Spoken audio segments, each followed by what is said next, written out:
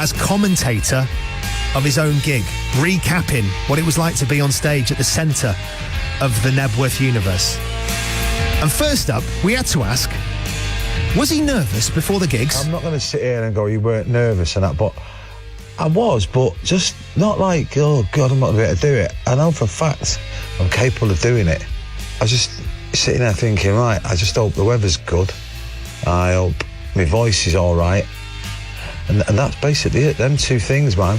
It's like, and then if them two things are all right, then we're in for a good time, you know what I mean? Knebworth, I am he, you are me, and we are all together.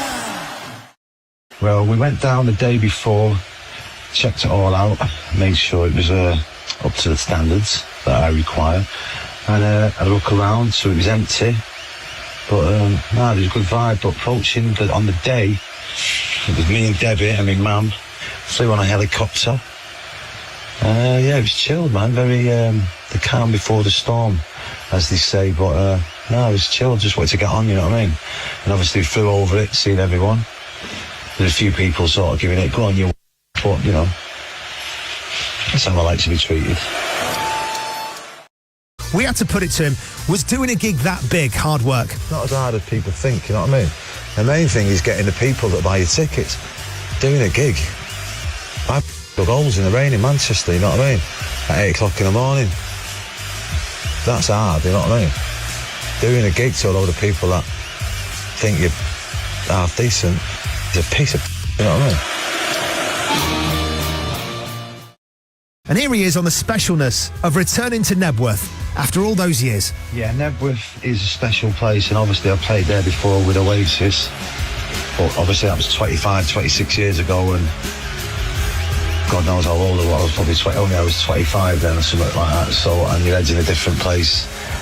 Coming back this time, I don't know, it felt, yeah, you know, without this in the first time was obviously amazing, but now the second time my head was in a different place, and I took it in a bit more, so you know they were equally as special as each other, but I was definitely more in the moment this time. What was it like playing Slide Away in front of 70,000 people? Yeah, it was amazing, man. I mean, having all them people on stage there's quite a lot of people on stage, but yeah, I loved it. It sounded beautiful, and that song needed it. And I don't think we've ever really, as Oasis, I don't think we ever captured it, and I think this is the best version that's out there, so I'm pleased with that. Now, we know John Squire was on stage with him at Knebworth, but what does he bring to the party?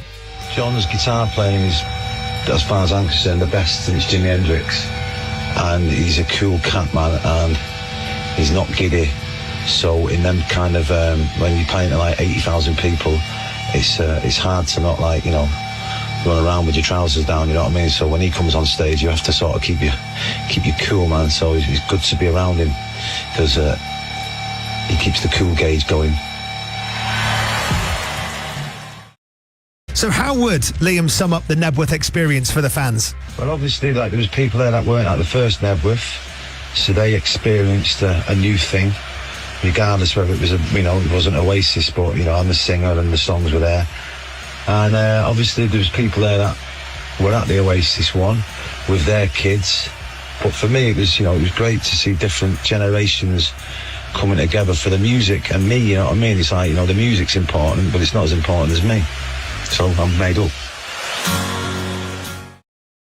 What's it like to be on stage in front of that many people? Obviously you look out, you see the crowd going, you can't put it in words, you know what I mean? There's no, you know what I mean? You could sit here and go over the same old word, oh, the people couldn't resist, it was great and all that stuff. Nothing, no words on this planet Earth or in this cosmos can describe that. You can't. They ain't been wrote, you know what I mean? You can say it and all that, and you can say it a million times and all that.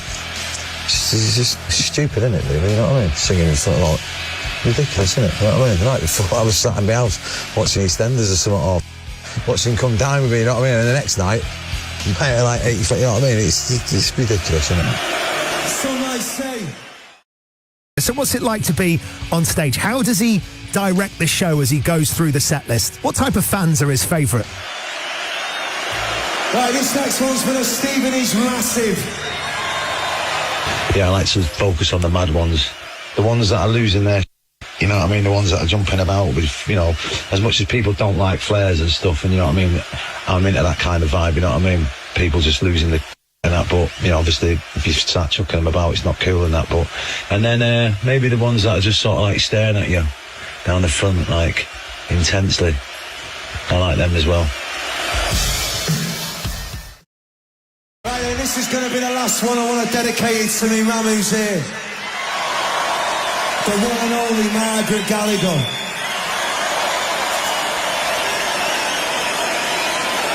Peggy G. In the area. Didn't have a favourite, they were all amazing. Obviously Champagne Supernova with Squire's always a moment, you know what I mean? He's like, you know, he's on another level. And it was great to have him back there again and that. But no, all the Oasis songs obviously. Wall of Glass sounded great, you know what I mean? Once was great off the solo stuff. More power. But no, it was all amazing, man. I loved it. But yeah, Champagne Supernova, I guess. Right, Champagne Supernova.